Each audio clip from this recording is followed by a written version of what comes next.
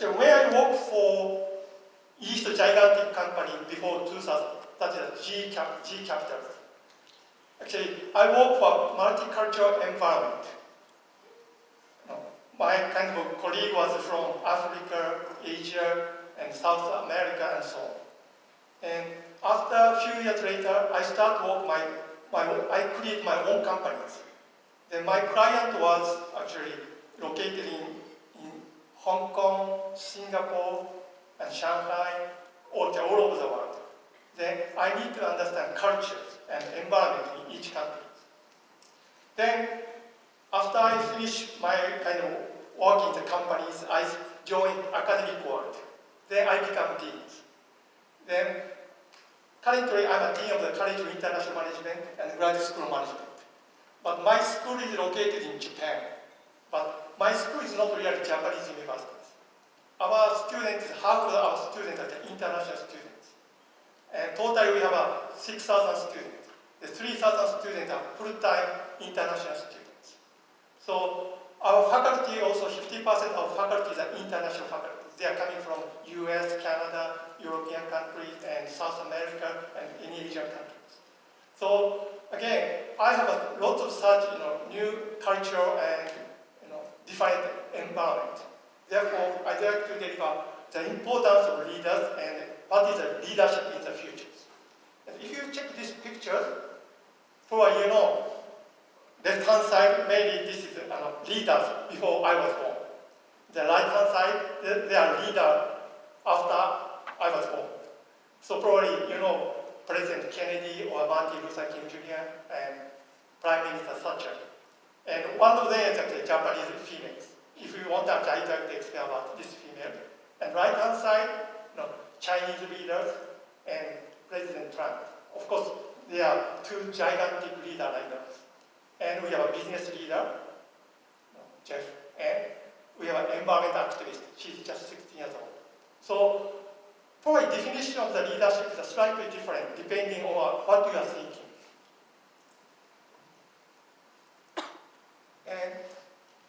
But probably in the future, in order to understand leader, or in order to become leader, or in order to understand leadership, probably at least we need to understand what is diversity. Diversity, one of the factors are social categorical differences, race, ethical background, genders. And probably when I joined GE in 2000, before 2000, main focus for diversity is probably race and genders, or age. But now we have to think about physical abilities or gender identities. Also, we have to know difference in knowledge or skills, education or functional knowledge or information or expertise. Especially, I did not mention the language, but language is also one of the diversities.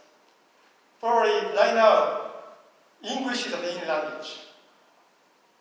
However, 100 years later, we don't know English might not be the main language. Chinese language might be the main language. As I mentioned to you before, actually our school is a bilingual university because half of the students are international students, half of the students are Japanese students. Therefore, we offer classes in English and Japanese. But right now, we are thinking trilingual language school, not language school, trilingual schools, which means we plan to teach classes in English, Japanese, and Chinese. Then probably we try to create future global leadership in our universities. But still, in order to understand diversity, is it enough? This is kind of my main challenge. Probably, even though we understand diversity, difference between race or gender or age, still we need to kind of implement concept of diversity.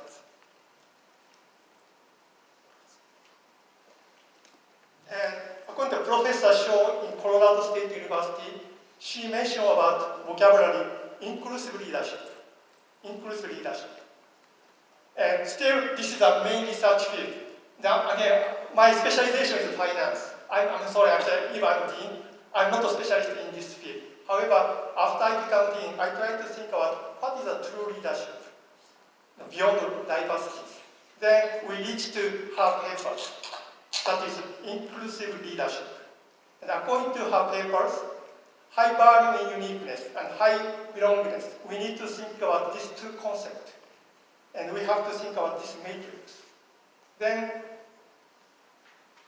high belonging and high value, this blue part, that's called inclusions. Inclusion is actually individual is treated as an insider and also allow, encouraged to retain uniqueness within the organizations. So probably, previously I showed diversities. Of course, we need to understand diversities. We have to understand different culture and different environment. And we need to understand different background. But still, we have to think how to implement this kind of diversity within the organizations. So this is really challenging for you if you join company or if you become professors. Probably right now, even though you become faculty member, you need to understand this kind of concept. Because even though you stay in the United States, probably faculty members also are coming from different countries. If you start working in US companies, your client might be the Japanese people or Chinese people or European people. Then probably you need to understand cultural difference between your background and another person's background. So there is no solution for leadership right now, but please think about what is a diversity and what is inclusive leadership in the future. Then you can become very excellent leader in the future. Okay, thank you very much.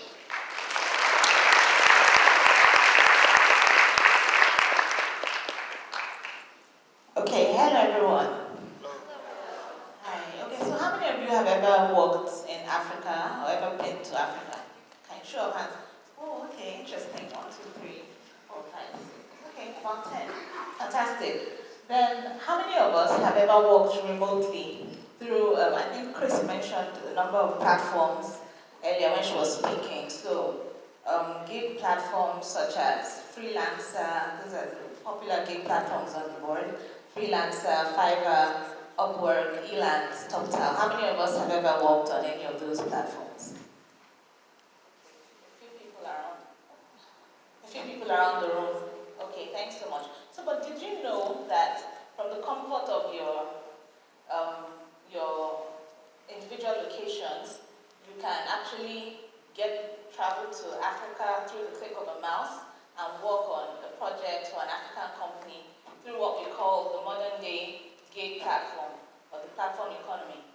So that's going to be the subject of my discussion today. Now, Africa has okay, sorry. Can you hear me? Yes.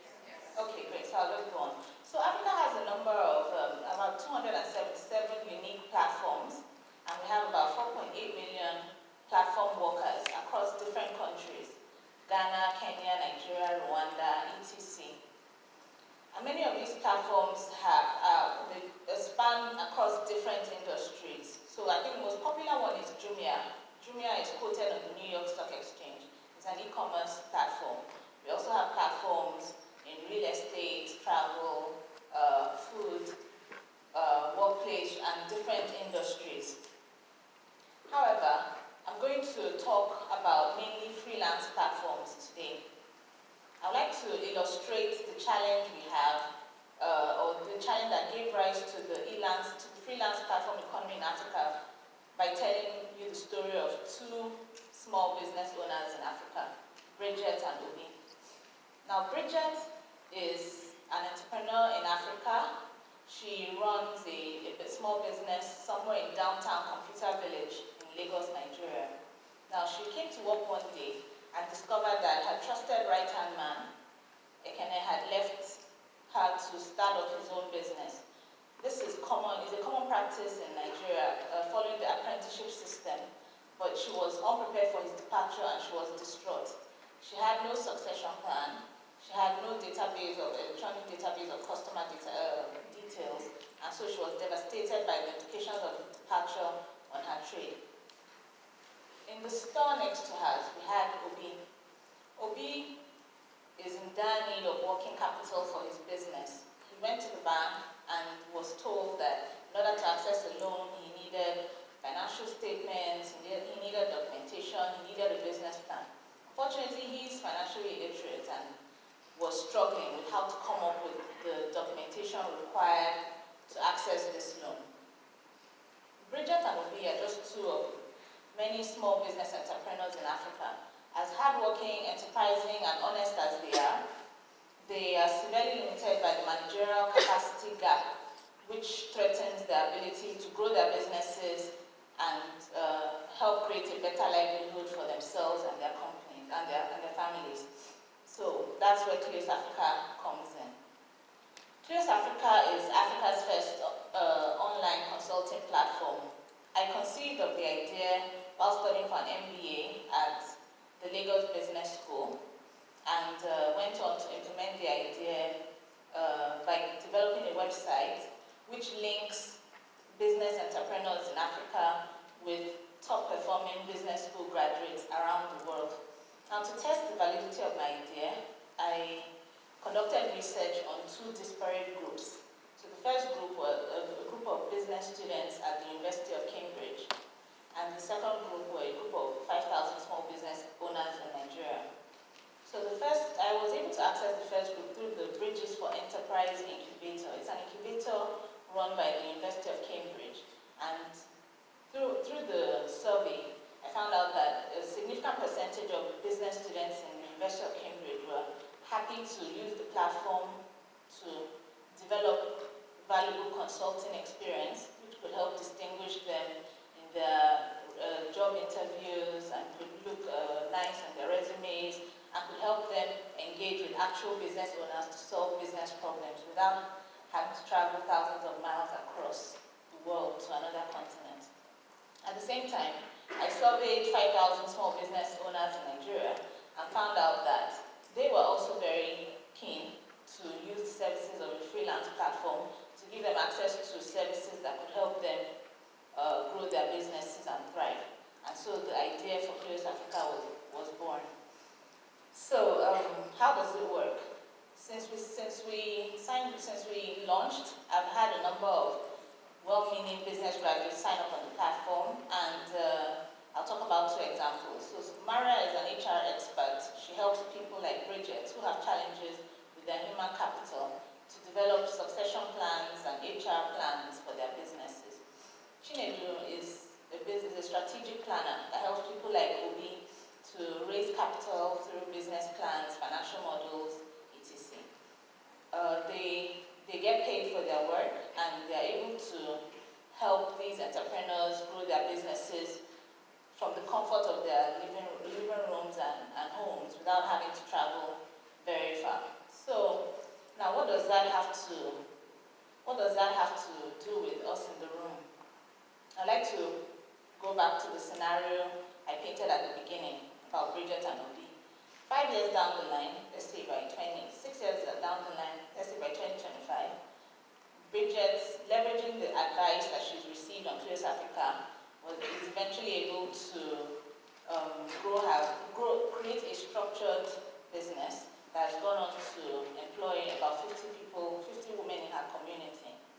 At the same time, Obi, who you remember from the beginning was trying to access loans from the bank, has gone on to raise capital not just from an indigenous bank, but from a Silicon Valley investor. Now, this scenario is actually very possible through what we call the gig platform, or the future of the online platforms that make such sustainable development possible. So I'd like to end with a few questions for us to ponder. How might we, as member of Beta Gamma Sigma, make this bright future attainable for entrepreneurs in Africa? How might we put our skills at the service of Africa's enterprising entrepreneurs? How might we leverage technology and platforms to come one step closer to achieving the 8th Sustainable Development Goal of the United Nations, decent work and economic growth for all? How might we invert the popular gig economy paradigm and the infamous brain drain? How might we get American talent to develop Africa and get paid for it? Welcome to the future of work. Thank you.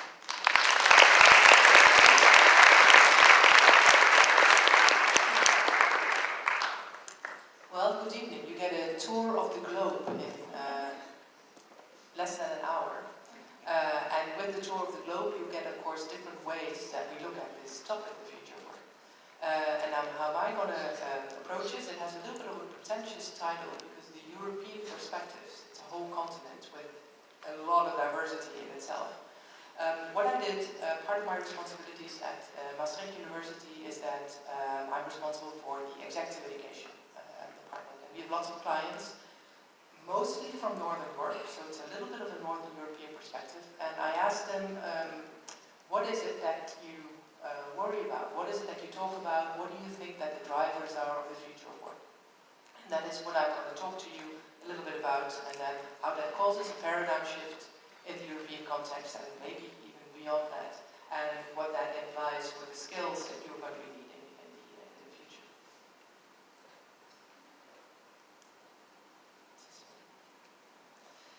There's three dominant drivers, according to most. One is a very important one in the discussion that you see also when you've been to Europe recently, is that it becomes important to rethink the economic systems that we're working in nowadays. And that sounds very revolutionary, and in a way it is. And it comes from the thinking of that human capital is core of the world of work. Now, what is important to human capital is that you can develop it. Now, if you want to develop human capital, you need to provide access, for example, to education, access to certain economic standards to live. And with the inequality in wealth that is currently still present in the world, that's difficult. And will become a problem in the future.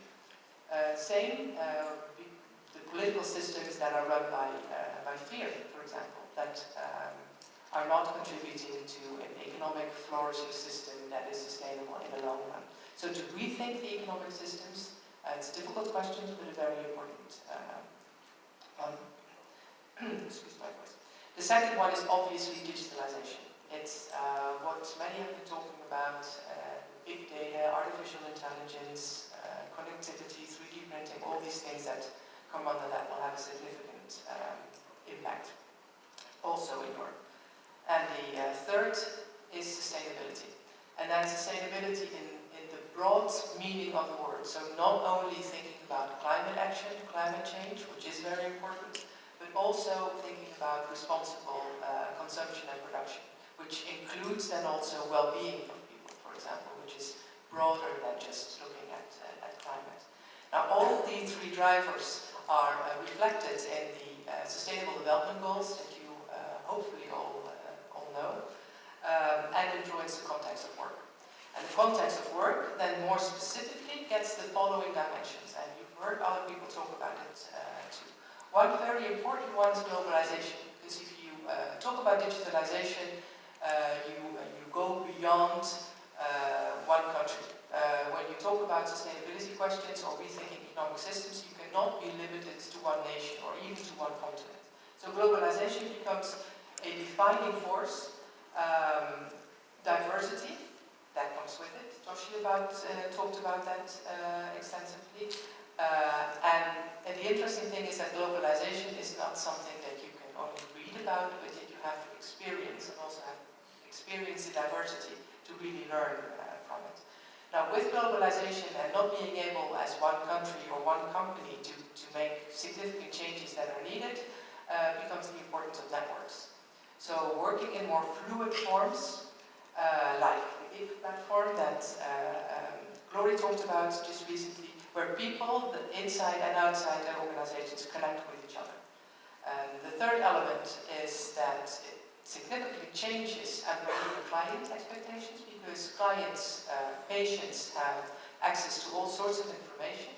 They expect personalization, and many more things are transparent. So people have much more explicit opinions on what they expect from organizations now, and even more so in the future.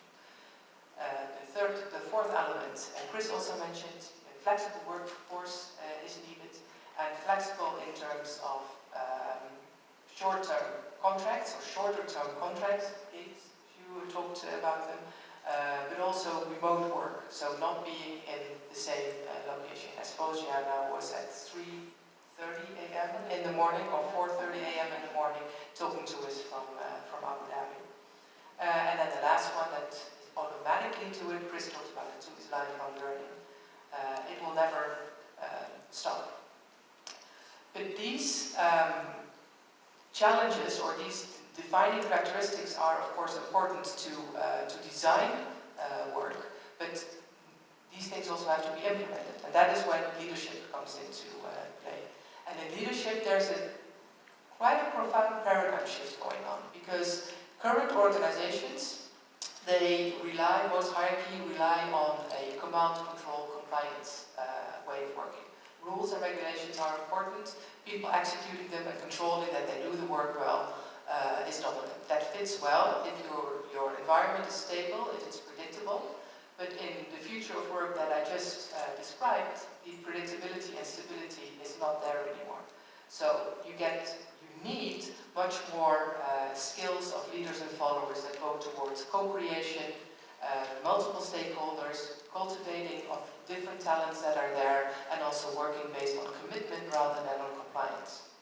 That for organizations then means, because you cannot do away with the command, control, compliance, most organizations are hierarchies and would be chaos if you would take that away, that you take the strong points from the current paradigm, which is the ability to set boundaries, but you have to combine that with at the same time the requirements that the new development needs, which is more an ability to connect and to learn, to keep learning and to let go. Now that means from a leader and follower perspective that your core skill becomes that you need to navigate potential paradoxes. Because on the one hand, there's still the stability and predictability needed that the hierarchy needs, and on the other hand, you need to sort of step out of that and be open-minded and be creative. It's like with remote work, it's a good example. On the one hand, you need to have enormous discipline to work remotely, and at the same time it provides you lots of autonomy and flexibility. Now this leads to 3 skill sets that you're going to run into to navigate paradoxes. One is advanced cognitive skills. Complex problem solving is a very important one, which simply means that you learn to think from different perspectives, and to work from different perspectives, that you engage in system thinking so that you're aware of what the different systems, either in a company or in countries, how they fit together, and if you do one thing, how that affects other things in the system, that you're aware of the bigger picture. And critical thinking. So can you objectively analyze something and then have an opinion on it? And then argue with it, objectively. Which seems easy, but with all the fake news and all the fake information out there, is getting harder and harder to do, actually. And the second part is the social behavior skills. People management becomes extremely important if you want to work in more networked type structures. Communication skills is part of it, learning to read other people's emotions, know your own emotions, inspire others. Collaboration with others in the traditional sense that you work in teams, but also in the more fluid sense that is called teaming, where you make sure that people from many different backgrounds can work together in a setting that they have not been in before. So where you make sure that there's psychological safety, for example. And the third element is that you need a willingness and an ability to adapt. And that's an attitude. So the skills is skills, you can learn them, you can practice them, but it all starts with an internal attitude of an open mind, so that you're really willing to listen and look at other situations, and then defer the judgment that everybody has, comes up in your mind deliberately, and you can practice something like that. That you know what you stand for, Chris talked about it earlier, that you know what drives you, that you know what is that you find very important and that you go for in your career. And all that together, I think in the summit that is coming up now, you'll have plenty of opportunity to start practicing this. Thank you.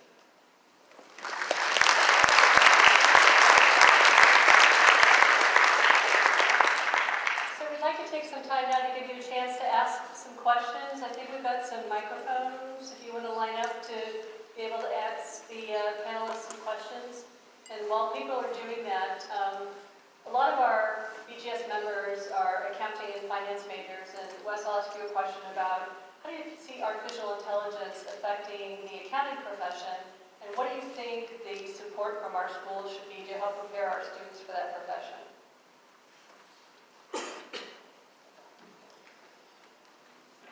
comes to accounting practice, as I mentioned around the use of artificial intelligence, that it is very much going to change what we perceive to be the accounting function.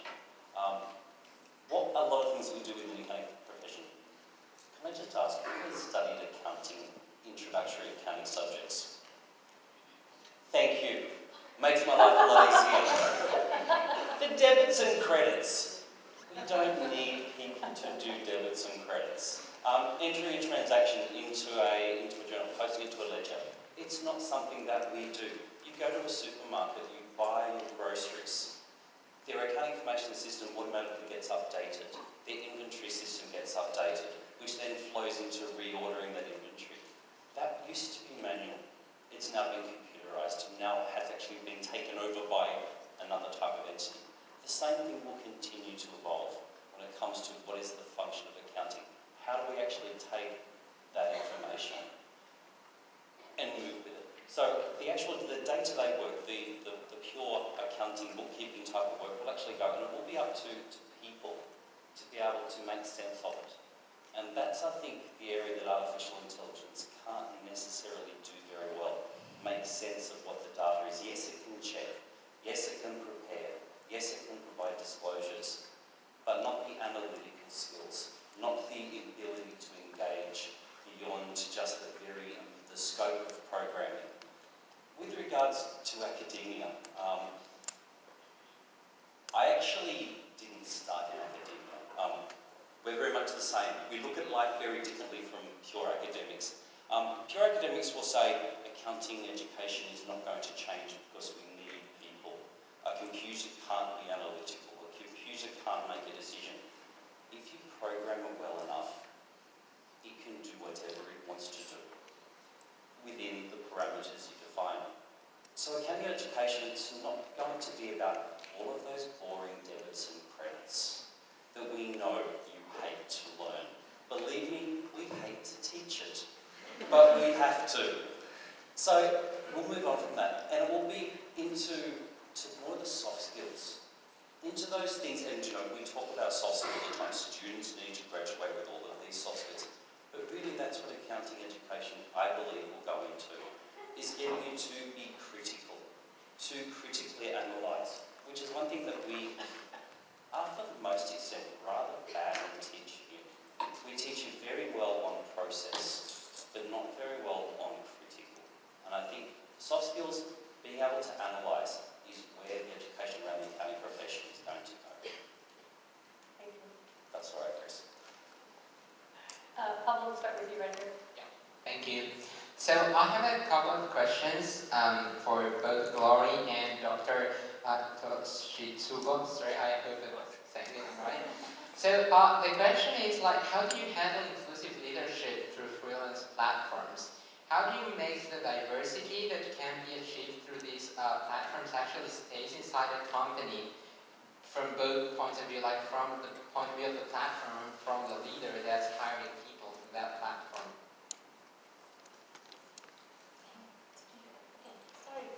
Sorry, could you take it again? Yeah, sure. Okay. So you talked about like handling like inclusive leadership, and also like how all these platforms are helping people hire more people, So how can you merge both things? How can you handle inclusive leadership through these platforms? How can you make sure that the diversity that is inside these platforms actually helps building an inclusive leadership inside a company?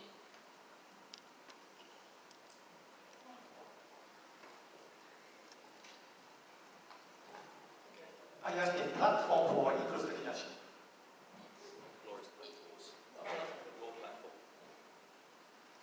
Okay, so essentially, if I get your question right, you're saying how can you use gig platforms to create inclusive leadership? Yeah.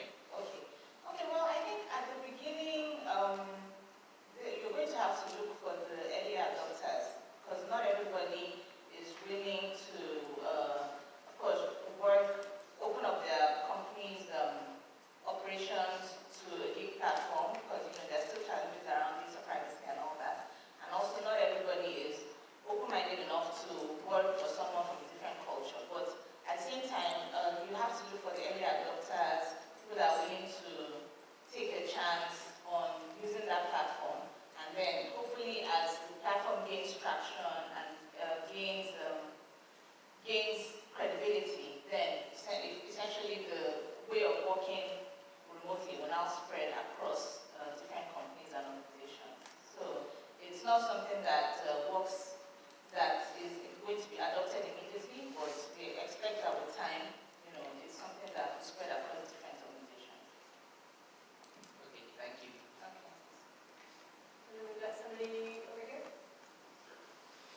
Yeah, so I've got a question for Dr. Otake. So you talked about all the different places you've worked across the world, and you told us about how important it is to retain your unique traits in those different diverse settings.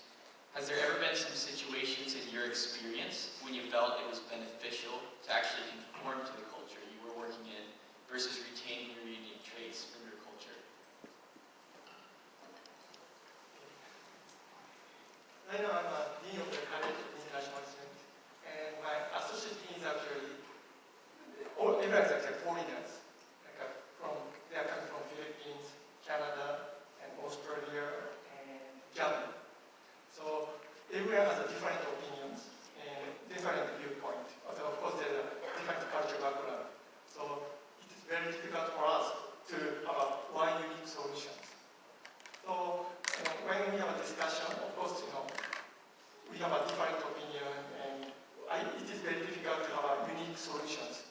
In that case, actually, I take responsibility for the results. Then, even though we have a different opinions, but I try to have I need to have one solution. In that case, as a dean, actually, I need to take responsibility. So from the even though inclusive leadership, those people actually have to take responsibilities in the diverse environment. I think this is what we need. Yes, can I reply to that too, maybe from a somewhat different angle? Because I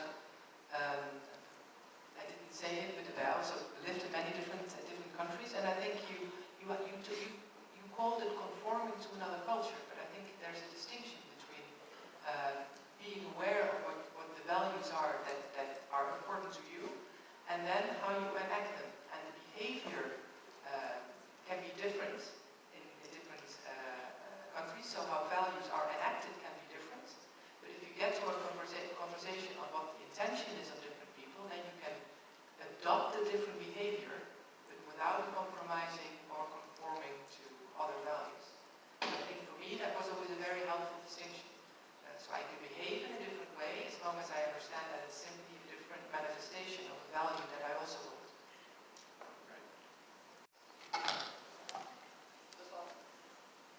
Is the mic on over there? I can't hear you.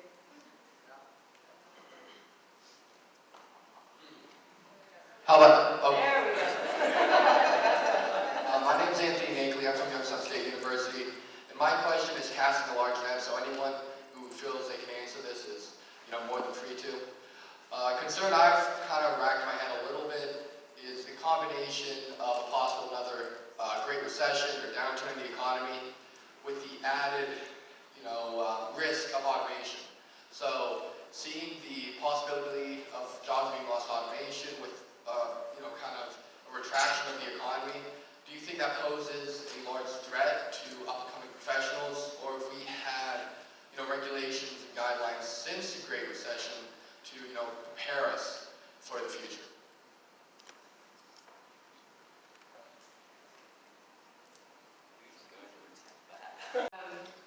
I don't think you can, it's all man-made in that sense. I don't think you can stop it. So even regardless of whether it's a downturn or an upturn, the possibilities of technology and automation will happen.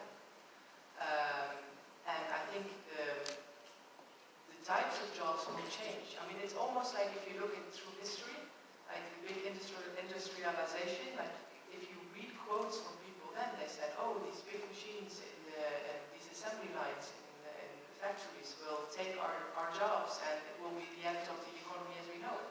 And in a way, yes, it was. But people just found different professions and different types of jobs. So I think that in addition to the content that you're studying, it's the skills that I mentioned, for example, that you should also pay attention to. Because if you're good in complex problem solving, if you know about social behavior skills, if you know what you stand for and you're willing to adapt, you might now start out as an accountant, but you might. I also think. You might disagree. I agree with everything that you said in public. But if we just move away a little bit from your graduating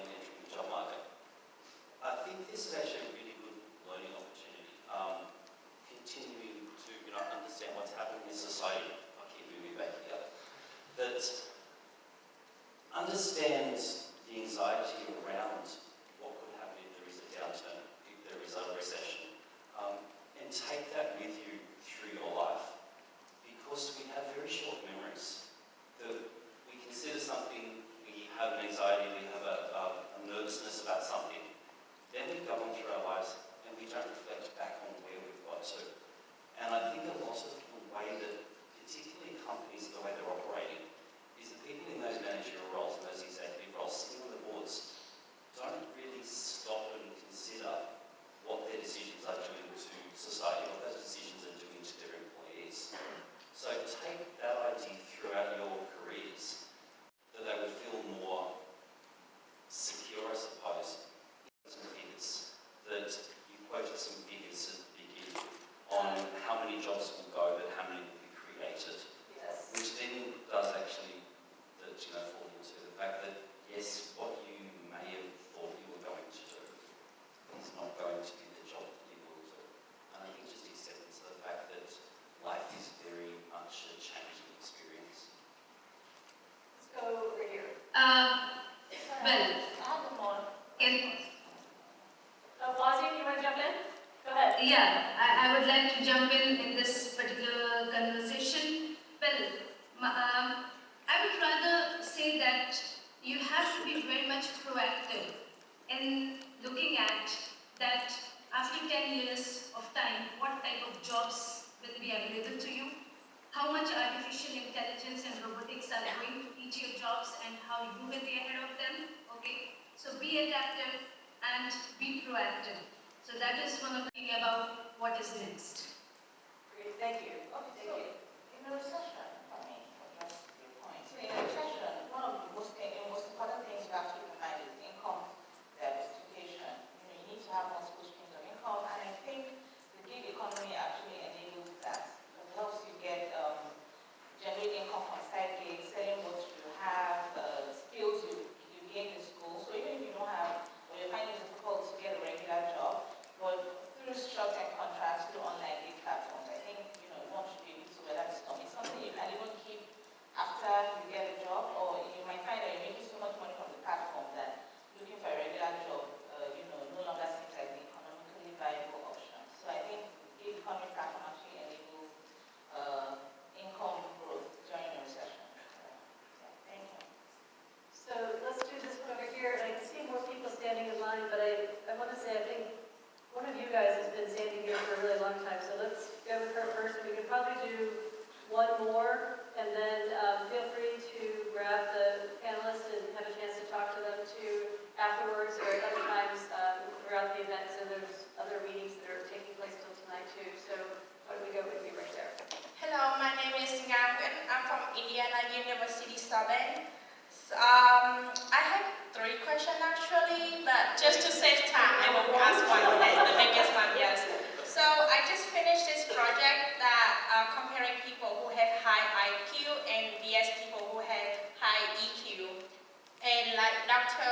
Heijltjes, I guess, from University of Maastricht, he was talking a lot about skill to adapt and cognitive skill, which suggests to have people in high IQ. How do you propose we will workforce in the future like us to break into the corporate world where resume is submitted online and we'll go through the automated process of seeking out a specific skill or our education is set in a certain high-level school. Dr. Otake already talked to us how you want to achieve diversification in education and experience. So how do you suggest that when the corporate world is still very strict on education and a specific experience? You're addressing me or question? All of you, yes. Just how it's connected, I actually, we could have a large debate on that because I think the automation of the reading of resumes is exactly for the point that you raised, still a little bit problematic. Because I don't think it's done smartly enough that you can actually take out exactly the EQ components or the experiential components that I think are absolutely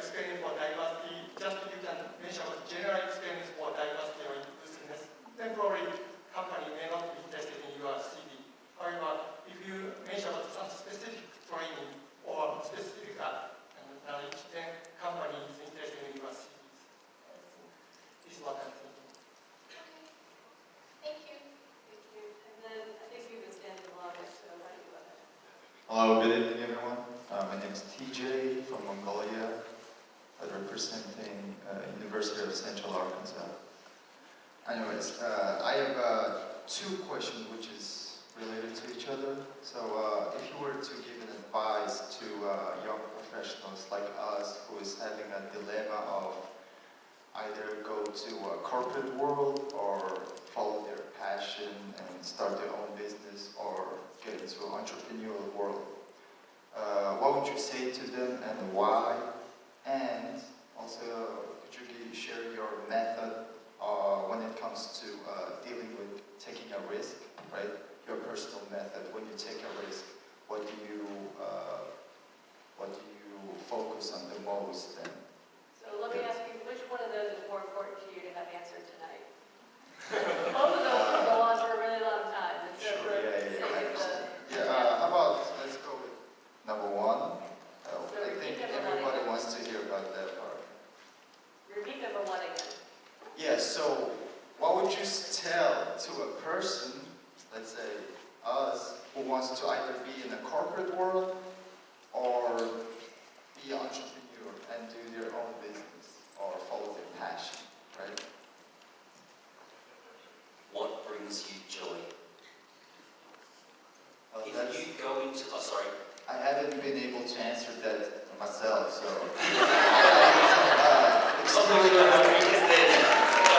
I think everybody is going through that phase, but I believe we learn from each other, so I just want to hear from you guys since you are already there. These are accomplishments, right? Well, compared to us. So. I will tell you, I worked in the banking and finance industry for many years, doing 12, 16 hours a day and paid very well to do it. And I got to work one morning and I thought, why am I doing this? Right. I dislike this immensely. It wasn't bringing me the joy. I'm very, and I can say this with a few more years of maturity, just a few. That it is what makes you, when you get up in the morning, do you feel regret from having to put in your clothes and go to the office? Or do you wake up in the morning and go, I can't wait to get to work. I feel like I'm adding value. I'm doing something which is making me proud of my accomplishments. For me, that's what I would take as the overarching decision. Whether or not you should go into corporate for the weekly, fortnightly, monthly paycheck, or undertake something more risky and working for yourself. You will have to work out what you will feel more satisfied with in 5 years' time, 10 years' time. That would be what I would suggest. Fauzia, do you want to say something? Yeah, well, just to say that what I understood from the question, because the voice was not very much clear, that whether you want to do the job, you want to become an entrepreneur or follow the passion. I would rather say that nobody is going to tell you that do the corporate job, become an executive, become an entrepreneur, or follow your passion. You have to look within yourself. Think what you are, what you will be, and how you will be. Listen to your passion. Nobody told Mark Zuckerberg to start Facebook. Nobody told Sergey Brin and Larry Page to start Google. It was their passion. So you need to sense your passion by yourself. You need to analyze and determine your energy within. And then you have to decide what makes you happy. What Wes has said, that what brings you joy. Okay, so the joy will be understood only by you, not by saying or telling you that do this. Okay, so the passion is within you. You need to identify your strengths and you need to identify your weaknesses as well and convert those weaknesses into strengths. Okay? Good. Thank you. And So, we're not finished yet. Somebody else is going to get it. Okay, passion and joy are important factors. But from my experience, I work for an East Giant company, GE. I start my entrepreneurship company. Big difference between company and entrepreneurship company is, your abilities and your personal, networking. So you have to improve your personal networking and your special skills. Then you can start your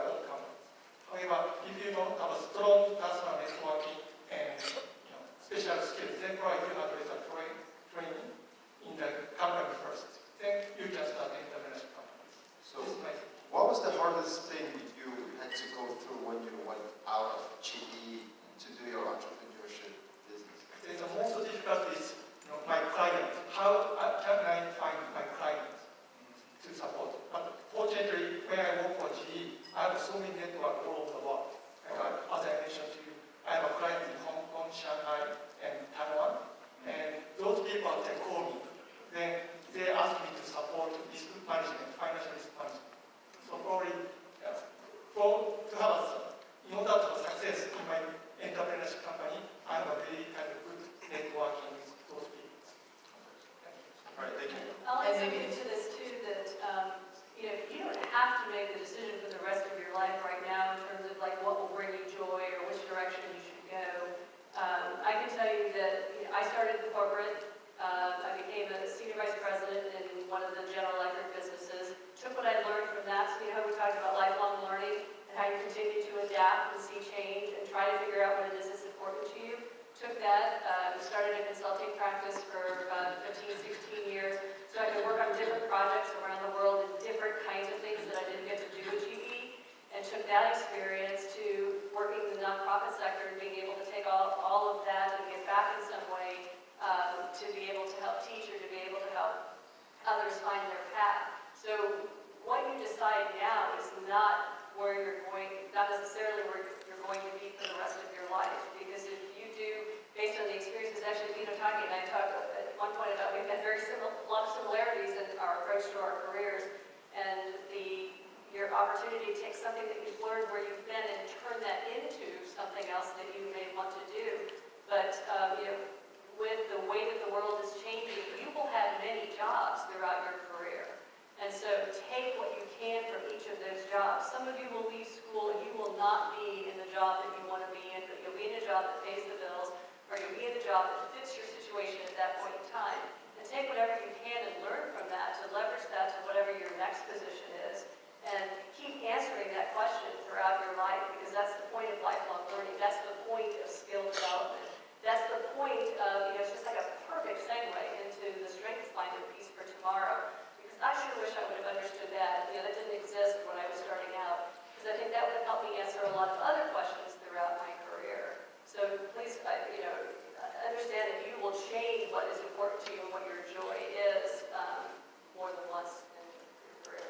So, anybody else that didn't? Yeah, as a final thing, building on yours, think more in terms of the role you would like to have rather than the job. Because I could see in the future that the distinction that you now make between corporate and your own startup, that is going to be blurred. And that you have many startup-like roles within what are now more hierarchical corporations. So the role rather than the job. So that's going to be it for this session, but I know there were other people that are standing, and sorry to let that happen, but please feel free to ask the panelists questions just throughout the time that we're here. And so, Fauzia, thank you so much for being with us in the middle of the night. We really appreciate it. And for everybody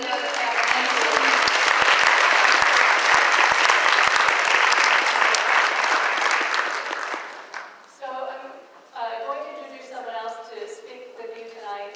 Most of you have interacted with her either over email or text or by phone. You know her, you love her. Denise Cage.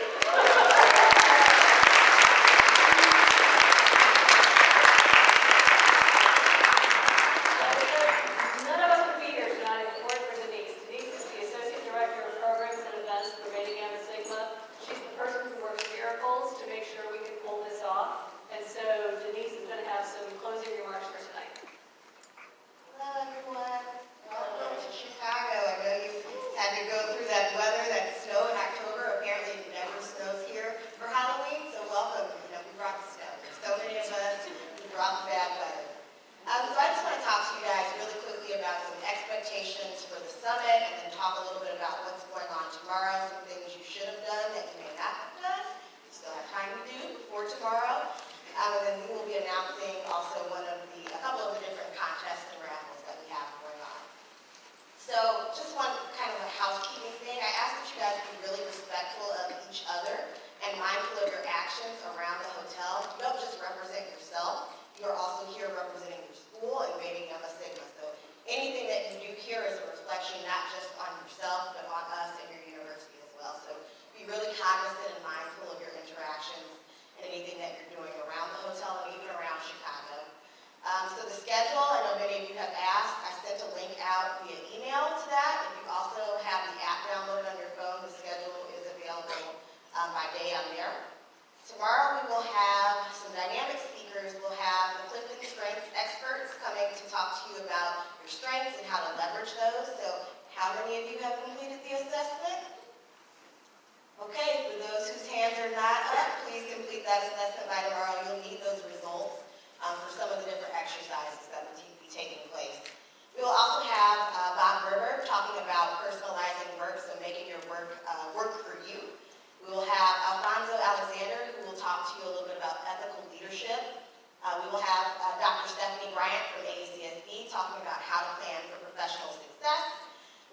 career strategies panel where we'll have speakers from Korn Ferry, KPMG, and GEICO. And then I will work with you guys to break you up into your case competition teams. The exhibit tables, most of you had a chance to visit those today. So tomorrow, just make sure that you're visiting during the 2 breaks that are built into the schedule. And then we also have a sponsor raffle going on. So there will be tickets at the tables with the sponsors. We will have 5 winners for that. You must be present to win, so we're announcing the winners on Sunday. But the more sponsors you meet, the more sponsor opportunities you have to win the prizes. So tomorrow there are breakfast, lunch, and dinner recruiter table meals. So just feel free to sit with one of those different recruiters. The seating map is available on the app, and we also put one in your bags as well.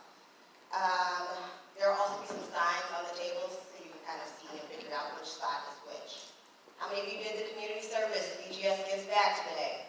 That is not a lot of hands. So make sure tomorrow that you stop by and write a nice personal note to the students and the books, and then go ahead and put those in a box. I would love to be able to say we had 100% participation from the GLS and BGS Gives Back. Also, how many of you signed up for breakout sessions? Not a lot of hands. Make sure that you do that tonight. If you don't know the last email that I sent you guys, I know it was a ton of information. I'm sorry, info overload, but it had a lot of important details and things about the event. So just make sure that you go there. The links are there to sign up for those different breakout sessions. Now I want to talk really quickly about Sunday and what things are going to look like. So first things first, daylight savings time is Sunday. So you will set your clocks back an hour at 2 a.m. So just be mindful of that so that you're not coming to the event an hour earlier than you need to be, because nobody wants to wake up. Sunday already starts at 7, so you don't want to be up any earlier than you need to be. Checkout on Sunday, make sure that you guys are checking out before you go to breakfast, because checkout is at 11, and there will not be another opportunity to check out. So the hotel has arranged for your luggages to be stored in Schaumburg A, and they will be available for you to do that around 6:30. I will send out an email about that as well, just so you have that information in writing.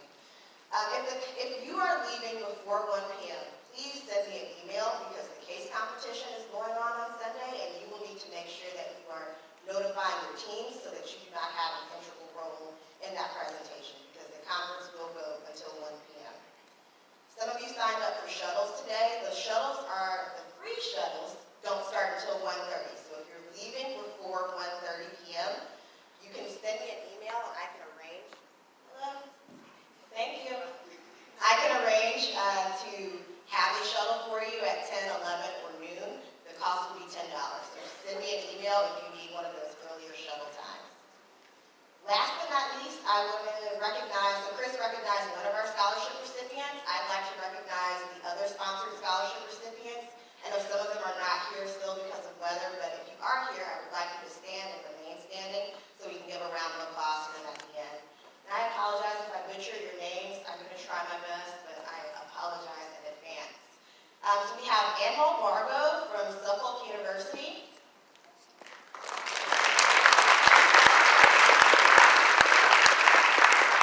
We have Ariel Brown from Yeshiva.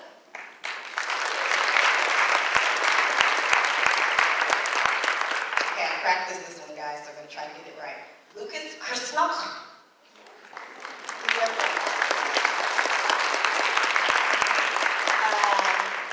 Turkander Ghosh.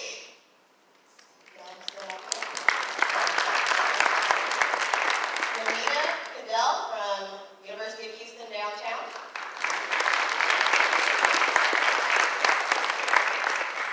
Grace Kinder from West Virginia University.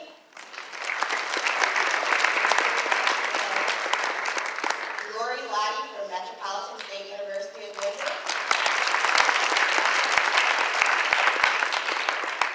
Chris already announced it, but Noah Machakos from Boise State University. Daniel Lee from National University of Singapore.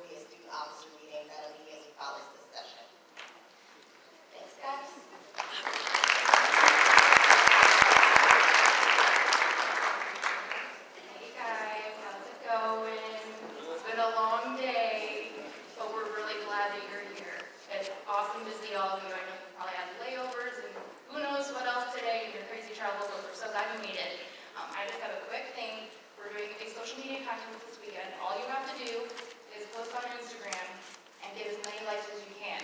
So it's pretty straightforward. There are only a couple of rules. You can find all of this on the app, just so you know. But I'll just tell you a couple of the basics. Just post about this. You gotta tag us. It's BGS Honor Society is our tag on Instagram specifically. And then use at least 2 of our GLS hashtags. We've got those on some stuff that's on your tables, so you should have them, but it's specifically on my list here. Where are they? BGS GLS, BGS leaders, and future of work. So choose 2 of those, make sure you include it in your post, and then at 7 a.m. on Sunday, we'll cut you off, and we'll see who has the most, and they get a special prize, and it's pretty awesome. It's actually $500 Google Play gift card, which can go pretty far. So spend a little time on social media before you go to bed tonight. All right, have a good one, guys.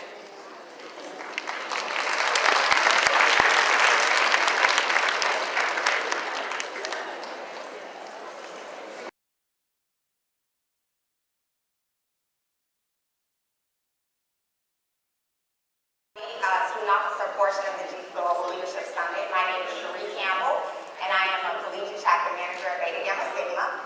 Before we get started, I want to introduce Carosella again, our CEO, just to say a few words. Chris. Hi, everybody. So, first of all, wow, this is a great large group of officers that we have here as student officers. So thank you so much for being a part of the leadership for your chapters. We really appreciate your volunteering and getting involved. We look at it as a wonderful leadership opportunity for you to be able to experience in your chapters. And we hope that you leverage that and take these leadership skills and use it other places, both in your collegiate career and also in your business careers. And so, for us, it's all about how we can help make it easier and better and more for you. So we look forward to hearing your ideas. And with that, I'm going to turn it back to Cherie. Thank you, Chris. Perfect. Okay, guys, I promise to be brief. Okay, at this time, we'd like to make sure you have some contact information for BGS headquarters staff, who is here and ready to provide you and your chapter with assistance. Katie, who's in the back, who is also a chapter manager. She's in the back, she's right there. Alyssa, who stayed back, and myself, who will be your main point of contact. However, everyone at BGS headquarters is here to support you. Okay, you'll notice the theme, Achieving Now Leading, throughout this presentation. Global headquarters sees a simple sentence as a purpose statement, mission, and motto for Student Officer Program. So we hope that you adopt this tagline as well. Please note that no 2 campuses are identical when it comes to student officers, so it is important to talk to your chapter advisor about their goals, their expectations of you, and any additional limitations. Possible student officer titles. These are just a few student officer titles. Some campuses have a singular student officer and some have many. It all depends on the size of your organization and the goals that your chapter advisor has set for you. If you're working on a committee, please be sure to share the workload so that other student officers may get involved as well.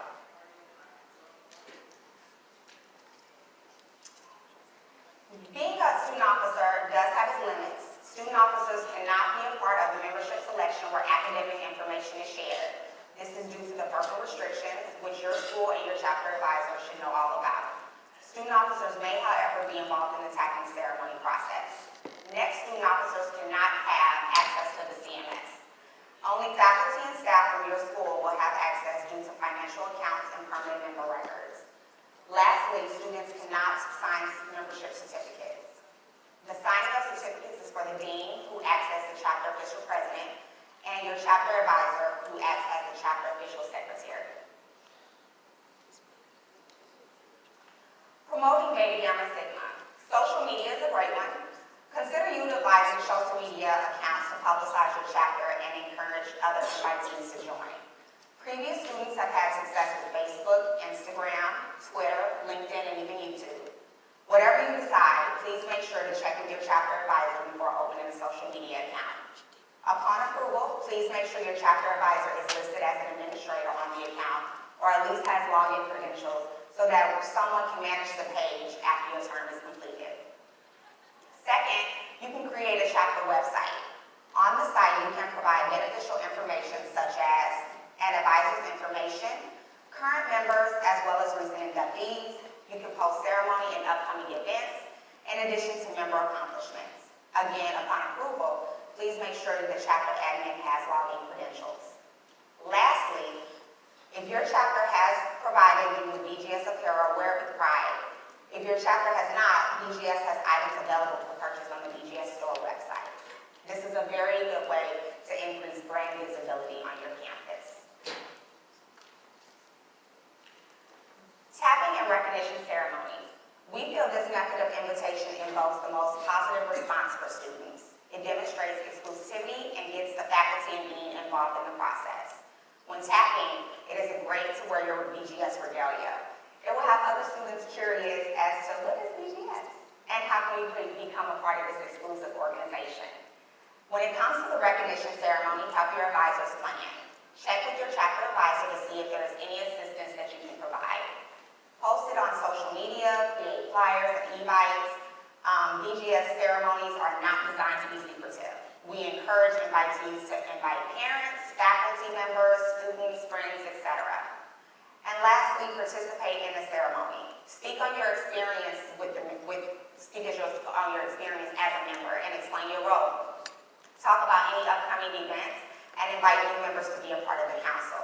Remember that this is your committee, so take charge. Event ideas.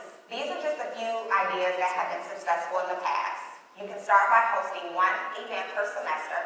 The possibility of events varies based on the chapter. Everyone likes service events, and that generally is easy to plan.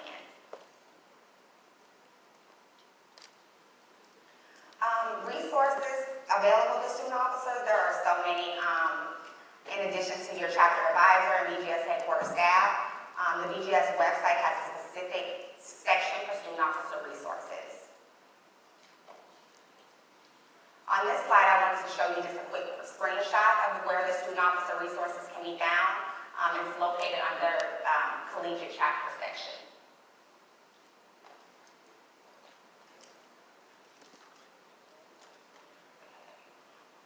Okay, in addition, we provide a student officer handbook. The handbook includes the student officer guidelines, position descriptions, suggested tasks and accountability, as well as ideas for chapter activities. This handbook will become your best friend, so please take advantage of it. It can be found on the website as well. Student officer transitioning guide. When you begin to approach the end of the semester, it will be a good idea to start thinking about a transitioning procedure from one year to the next. It is strongly recommended that student officer selections be made in the spring to elect student officers for the following academic year. This provides outgoing student officers with the opportunity to spend time with and train the incoming students so that all information and lessons learned can be shared from previous years. Once your student officers are selected, please remember to share that information with local headquarters so that all student officers can be included in the communication.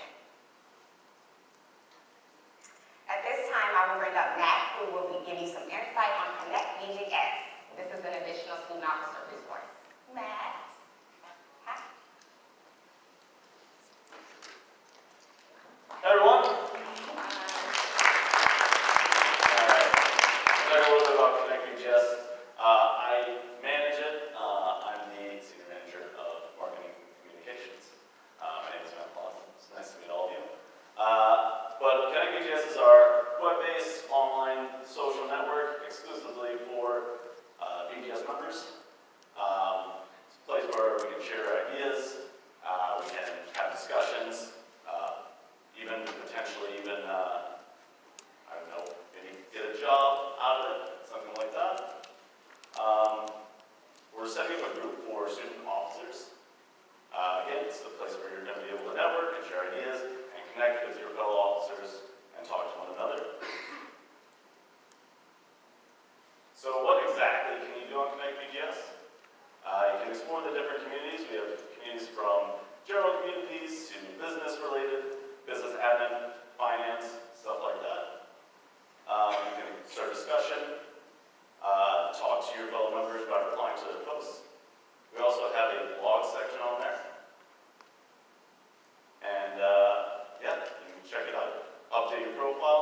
sure you can show everyone your bright, smiling face.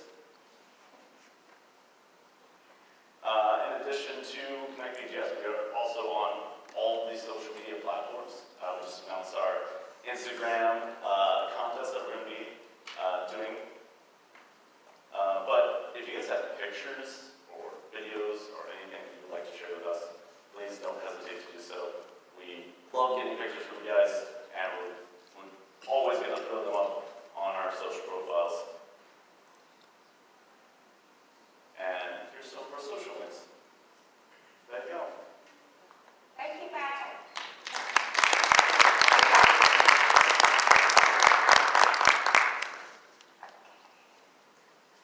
At this time, we will bring up Deanna Crockwell, who is a manager of program and alumni engagement.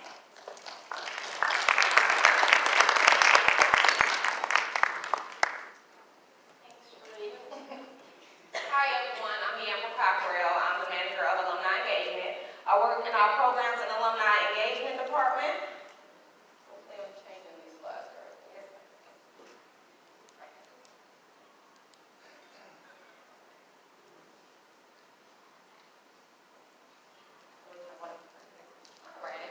Alright, so I'll start with the Ethical Leadership Certification Program. And I'll start by saying these are not all of the programs that our society offers, but we wanted to make sure we picked out the ones that would benefit you all most. So feel free to check out our website to further see more about programs. But for our Ethical Leadership Certification, it's a partnership that we have with the NASMA Center of Public Trust. And this helps students identify ethical issues, respond to dilemmas, and enhance their decision-making abilities. And this is a great resume builder. It can be found online, and it's completely done online, and it's only $49.99. So a great opportunity. We've also shared the link at the bottom for you to further check that online if that's a certification that you're interested in pursuing. And BGS gets back. You notice in Connection Cafe, we have KPMG is doing a book signing activity for different students and children. That's one of the many ways that you can give back to your community. There's so many opportunities. You've seen food banks, picking up trash, things like that. Those are things that you can do as a group on your campus. If that's something you'd like to organize as a student officer, you have that ability. Work with your chapter advisor. Think of something that maybe your community needs. Maybe clean up the campus. You never know. So many different opportunities. And we even have a partnership available with Junior Achievement, and they'll provide you with all of the tools you need to give back. So you maybe can even participate at a local elementary school and help those students with something specific to them. And Junior Achievement will completely arrange that for you. So if you're interested in doing something like that, again, there's the link and there's a contact list for a representative in your area if you'd like to connect with them. But hey, the opportunities are limitless. And if you do happen to participate in BGS Gets Back, just shoot Denise an email or shoot me an email, let us know, because we like to see pictures and we like to hear about it. And lastly, the Alumni Network. So now we're up to 32 alumni chapters internationally, and that's awesome. We gained 2 new chapters this year. In January, we gained a chapter in Australia, so that's awesome. Wes actually leads that chapter. We also gained a chapter in Detroit just in December, so that, actually subtechnically that was awesome. And we also have alumni networking group. So there is a slight difference between the alumni chapter and networking group. The alumni chapter is a little more official, but in your beginning stages, you will start an alumni networking group. And as a student, you are welcome to join your local alumni networking group or chapter. You don't already have to be a graduate of school. Sorry. You don't already have to be a graduate. It may be just a great way for a professional development opportunity. You never know what connections you'll make by connecting with fellow BGS members in your area, because they come from all over. So it's a great way to meet new people, fellow BGS members. It's a elite group. And we have over 15 alumni networking groups. And if there's not an alumni networking group or chapter in your area, feel free to reach out to me, and I'd be more than happy to work with you to start an alumni networking group in your area. If maybe you're new to a city and you want to know what other BGS members are there, I can help you locate those members. And some of the examples of events that alumni chapters and networking groups may hold, they won't always be educational events. Sometimes they may just hold networking events. Again, great opportunity to gain professional contacts in your area. And we hold events where there's speakers find a topic that you're interested in, and there's a local event going on that your local alumni chapter is holding. You can also figure that out online by following that link. And we even have a global alumni networking group calendar where I constantly update that with events that are happening all over the world. So it's worth checking out. And again, if you don't see one in your area, just reach out to me and I'd be more than happy to help you locate a group or help you start one on your own. And that's all for me. I'll let you take back over. Thank you. So at this time, I would like to give anyone an opportunity to talk about any best practices that they have done on their campuses. Do we have any grade takers to give some ideas to some new chapter advisors on some best practices? Any takers? Sure, go ahead. Yeah, absolutely. Hi everyone.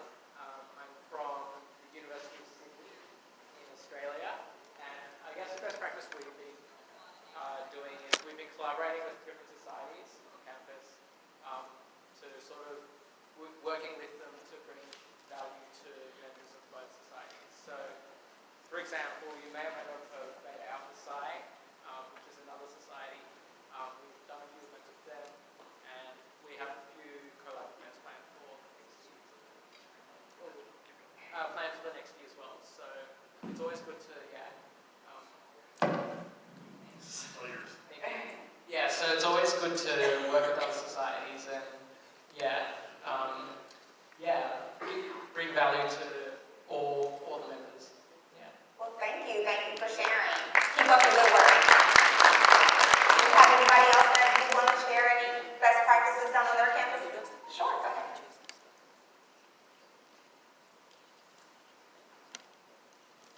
Hello everyone, my name is Taylor Ford and I go to North Carolina Central University and I'm the chapter for president there. And some best practices, like the slide said, in regards to like hosting events, we always do the new student orientation. So before you actually come to college and you tour the school and like you see what your school has to offer, we always set up at those types of events to show people like, okay, this is what you need to do to be able to be a part of this group and have them be able to start early. Nice. Thank you for sharing.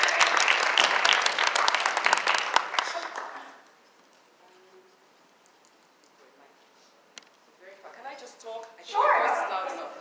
So I'm Owowo Sula. I'm from Nigeria, Lagos Business School, Pan-Atlantic University. Represent.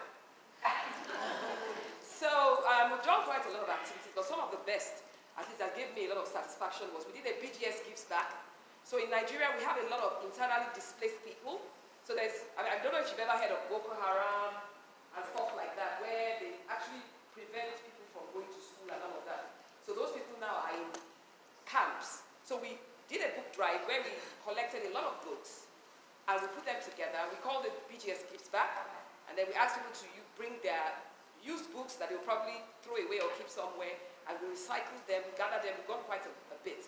And we gave it to a reading society, who then distributed it. Then most recently, we just did a mini keynote competition. So communication skills is something that is very important all over the world. And we believe that our students, we want our students, not just the MBA, not just the BGS people. So we worked in collaboration with the school to organize and sponsor a mini keynote competition. It's like TED Talk. We had 9 excellent speakers talking about topical issues on AI.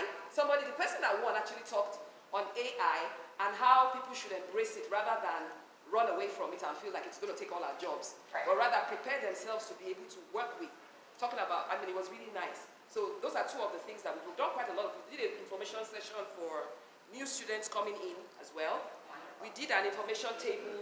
There were several football competitions in our school, with the MBA students, having football matches against each other. We did an information table there. And of course, a lot of people know a lot more about BGS now because of that. Perfect. Thank you. That's awesome.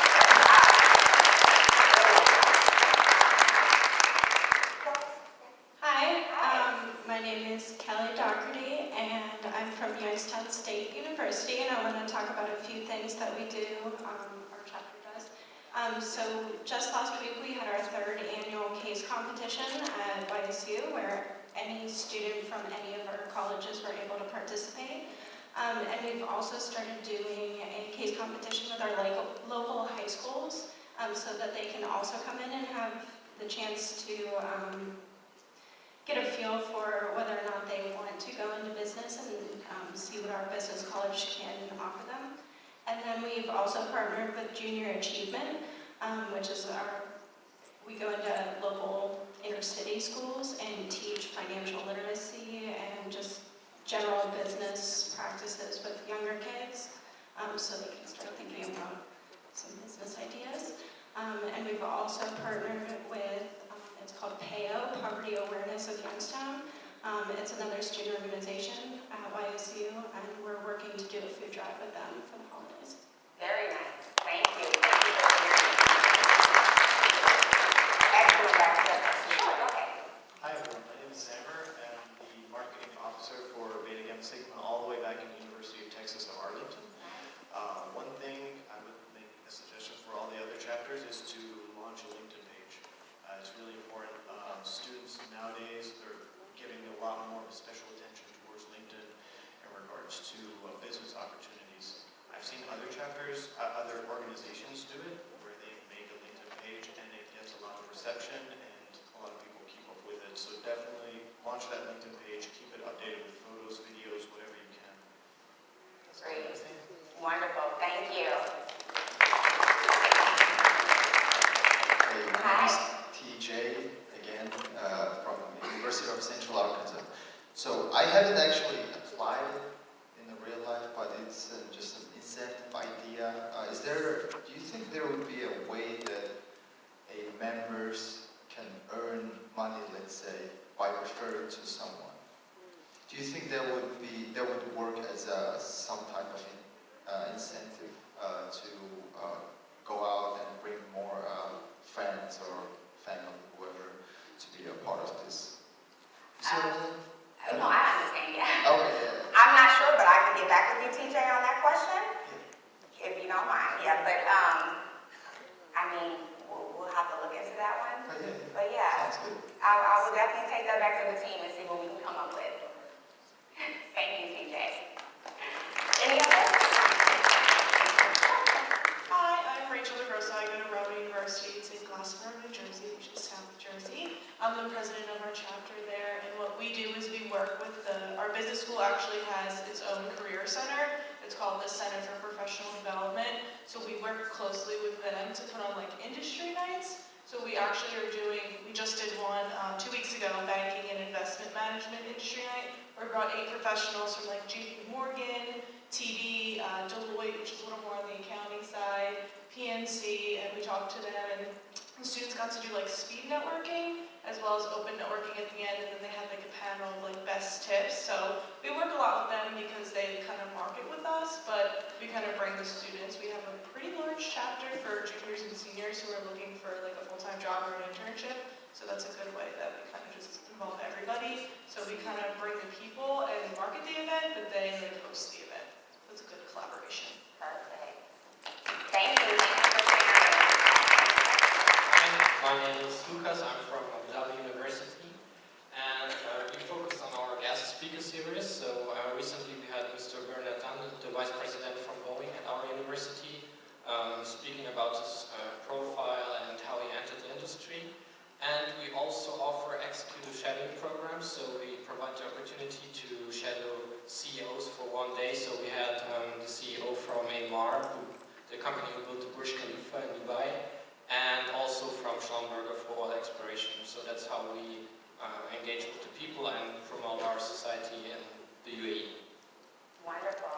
Thank you. These are awesome best practices, guys. I thank you so much for sharing and keep up the good work. Thank you.